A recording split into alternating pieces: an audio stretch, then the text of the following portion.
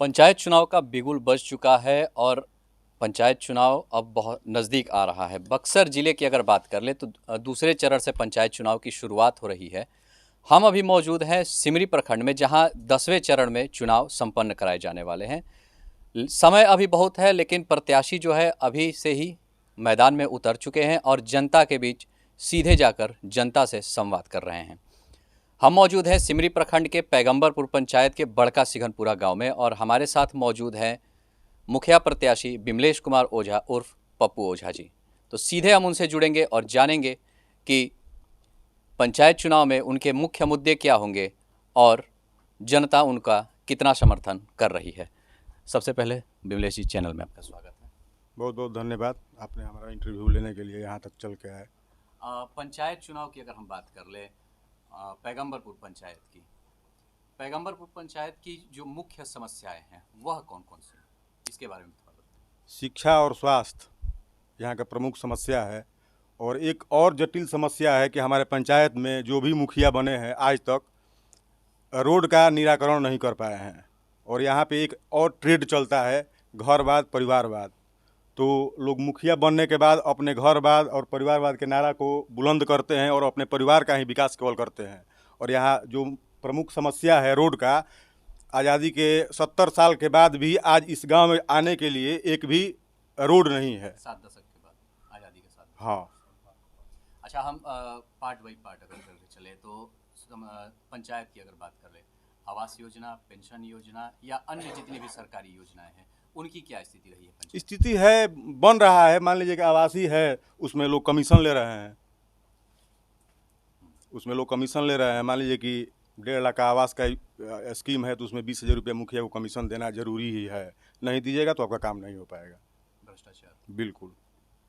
तो अगर आपको पंचायत में प्रतिनिधि के रूप में अगर जनता चुनती है, भ्रष्टाचार से कैसे लड़ेंगे? मान लीजिए कि हम निस्वार्थ भाव से अगर जनता हमको मौका दे रही है, तो मेरा यही मतलब मिशन रहेगा कि बिना किसी से कुछ कमीशन लिए हुए जनता को हम काम करेंगे ईमानदारी पूर्वक। हाँ।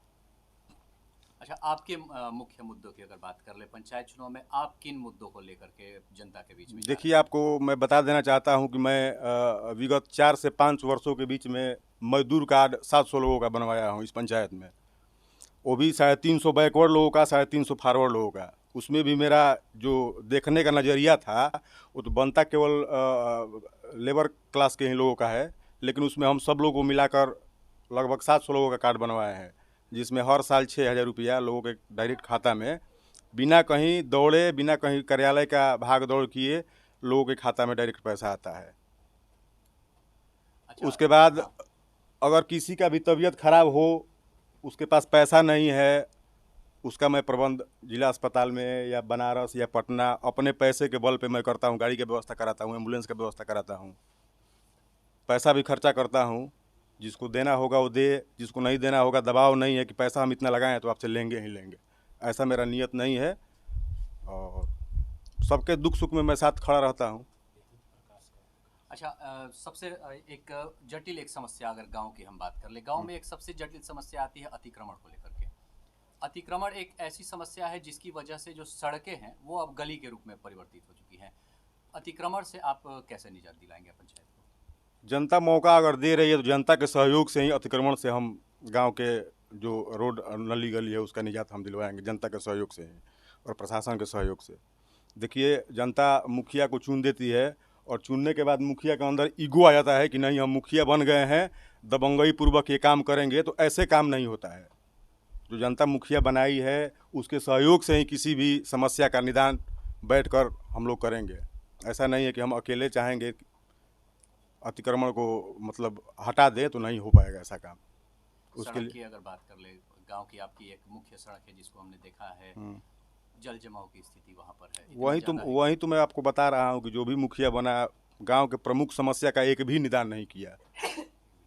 अभी वर्तमान मुखिया का देख लीजिए कार्यकाल, कुछ भी काम नहीं हुआ है।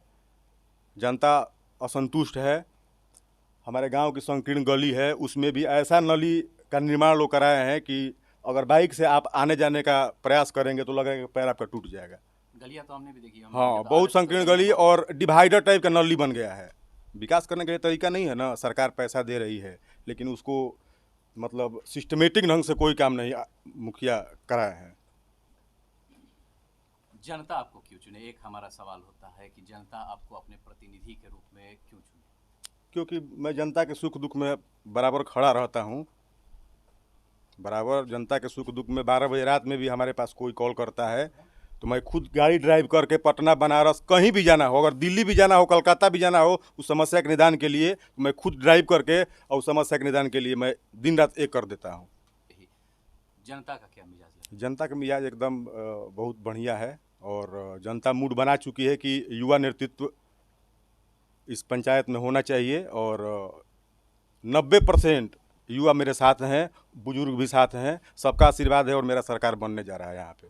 क्या लगता है परिवर्तन होगा? बिल्कुल परिवर्तन होगा। जीत को लेकर कितने आश्वस्त? एकदम 110% जीत के लिए आश्वस्त हैं हम। और आपको बता दूं कि मेरे आदर्श इस पंचायत के इकलौता नेता थे, हमारे चाचा जी लगते थे नाते में, स्वर्गीय दिनेश ओझा। पिछली बार वो चुनाव लड़े हुए थे तो यहाँ पे चुनाव हराने के लिए भी लोग एक दूसरे को खड़ा करते हैं। उस समय हम खड़ा नहीं हुए थे चुनाव में, चूँकि मेरे वो आदर्श थे और हमसे बेहतर वो वर्क करते थे। आज हम लोगों के बीच में वो नहीं है। उन्हीं के अधूरे सपने को लेकर हम चुनाव में आए हैं और सबका समर्थन हमें मिल रहा है और 110% उम्मीद है कि हम इस बार इस पंचायत का मुखिया बन के रहूँगा।